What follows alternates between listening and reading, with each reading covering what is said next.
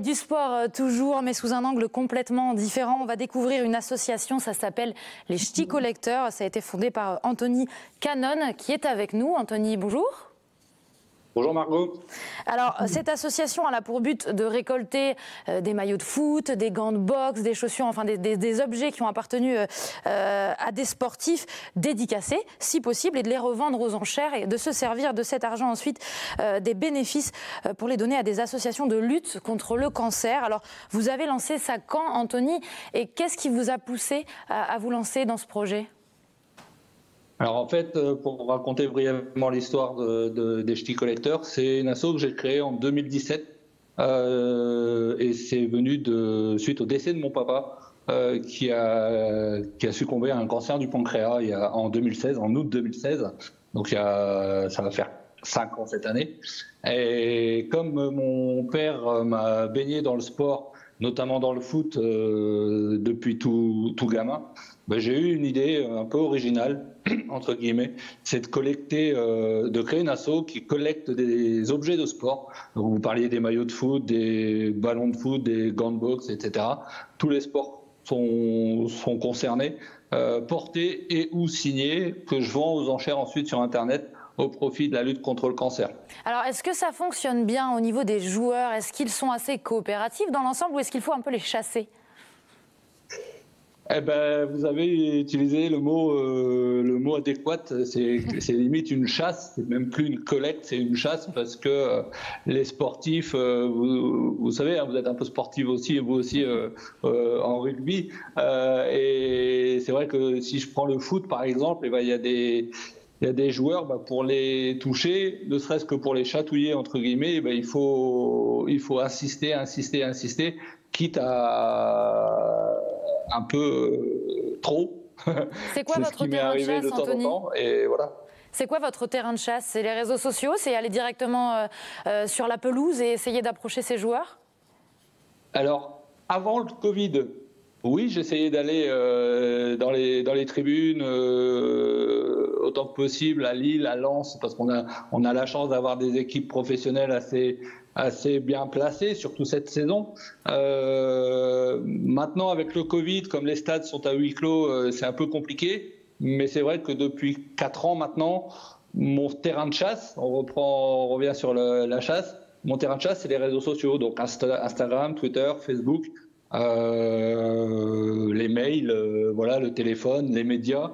D'ailleurs, merci de me recevoir aujourd'hui. J'espère que ça va m'aider. Et voilà, donc c'est vrai que les réseaux sociaux, les sportifs, pour la plupart, sont beaucoup présents dessus. Là, on voit un maillot du...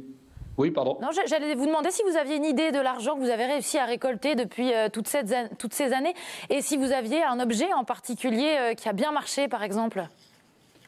Et là, on est en train de voir, on voyait un maillot du 15 de France que j'ai reçu cette semaine.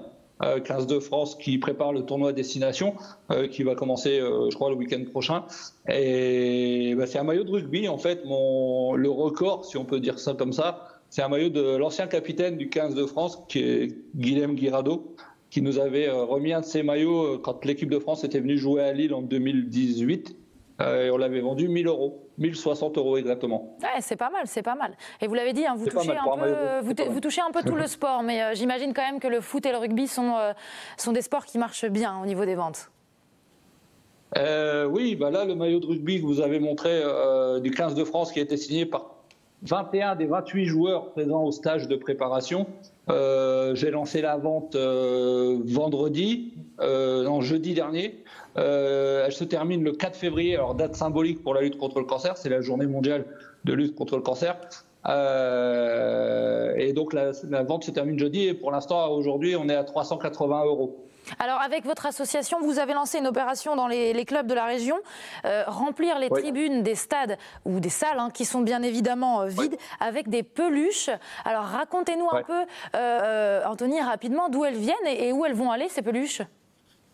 Alors en fait, l'idée, j'ai vu un tweet, un message sur Facebook ou sur Twitter.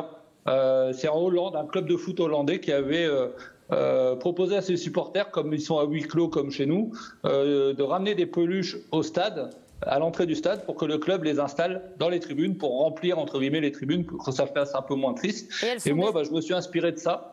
Et j'ai proposé ça à plusieurs clubs, notamment de la région. Et elles sont destinées à aller dans les hôpitaux, si j'ai bien compris. Pardon ? Et elles sont destinées à aller dans les hôpitaux. C'est ça, voilà. Pour prendre l'opération que j'ai faite avec le BCM Gravelines Dunkerque, qui a été le premier club à me répondre positivement et à trouver l'idée géniale.